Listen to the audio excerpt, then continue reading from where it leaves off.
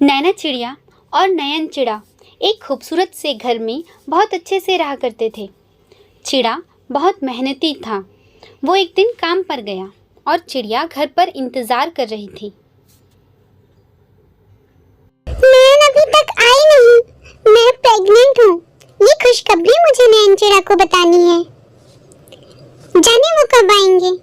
शाम तक इंतज़ार करने के बाद नैना चिड़िया चिड़े को ढूंढने के लिए निकल जाती है।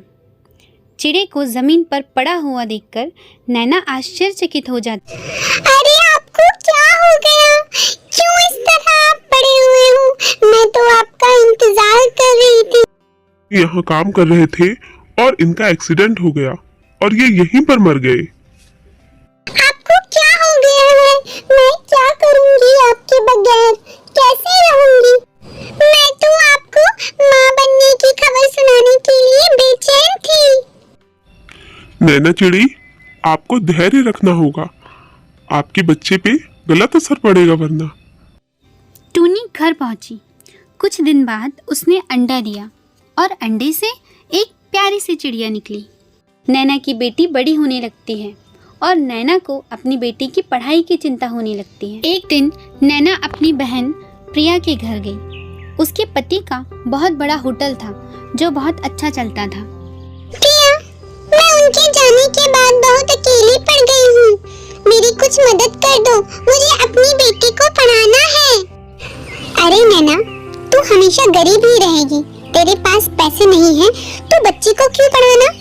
मेरे पास फालतू पैसे नहीं है तेरी मदद के लिए। नैना बहुत दुखी होकर वहाँ से घर लौट जाती है। पर नैना बहुत बहादुर थी। उसने सोचा कि मैं अब खीर पूड़ी बनाकर अपना गुजारा करूँगी। उसे खाना बनाना बहुत पसंद था। नैना शुरू से ही खाना बहुत अच्छा बनाती थी। दूसरे ही दिन नैना ने एक ठेला शुरू किया और वो खीर पूरी बेचने लगी। वह गरीबों को मुफ्त में खाना खिलाती थी। नैना के ठेले के सामने प्रिया के पति का रेस्टोरेंट था जो बहुत बड़ा था, लेकिन वो बहुत लालची और कंजूस था। एक दिन टीटम नाम का एक गरीब पक्षी उस होटल के सामने आया। उसे भूख लगी थी। अरे मुझे बहुत भूख लगी है। कुछ खाने को दे दो। मैं सुबह से भूखा हूँ। कुछ तो दे दो। क्या तुम्हारे पास पैसे नहीं? पैसे नहीं है तो क्यों मेरे पास आ गया? जा, चला जा मेरी दुकान से। मेरा रेस्टोरेंट भिखारियों के लिए नहीं है। तभी नैना टीटम को आवाज लगाती है। चलो भाई, पास में मेरा ठेला है। मैंने खीर पूरी बनाई है। आप चल के खा लो। शुक्रिया बहन, तुम कामयाब हो, ये मेरी दुआ है। तुम बहुत अच्छी हो। कुछ दिन बाद एक साधु अपनी यात्रा से लौट रहे होते हैं। उनको बहुत जोरों की भूख लगी होती है। तभी उनकी नजर ठेले पर पड़ती है। बेटी, क्या तुम मुझे कुछ खिला सकती हो? मुझे भूख लगी है। ये तो मेरा सौभाग्य है कि आप मेरे ठेले से कुछ खाएं। साधु ने पूरी खीर पूरी खाई और नैना ने बहुत श्रद्धा भाव से उन्हें खीर पूरी खिलाया। खीर पूरी खाकर साधु बहुत खुश हो जाते हैं। तुम बहुत दयालु और मेहनती हो, परंतु तुम्हें कोई परेशानी सता रही है। मुझे बताओ, क्यों परेशान हो तुम इतना? नैना महात्मा को सारी बातें बता देती है। मैं तुम्हें एक मंत्र बताता हूँ जिससे तुम्हारी दुकान में बहुत सारे ग्राहक आने लगेंगे।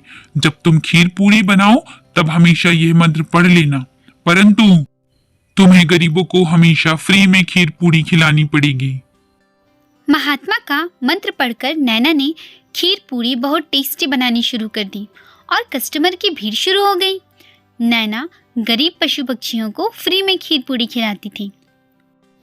सभी उससे बहुत खुश थे और उसे बहुत सारी दुआएं दिया करते थे।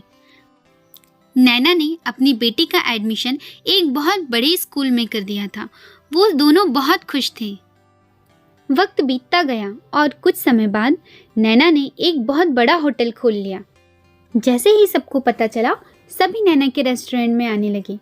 सही कहा है किसी ने, जो अच्छे दिल से काम करता है उसके साथ अच्छा ही होता है और स्वार्थी लोगों का कभी अच्छा नहीं होता।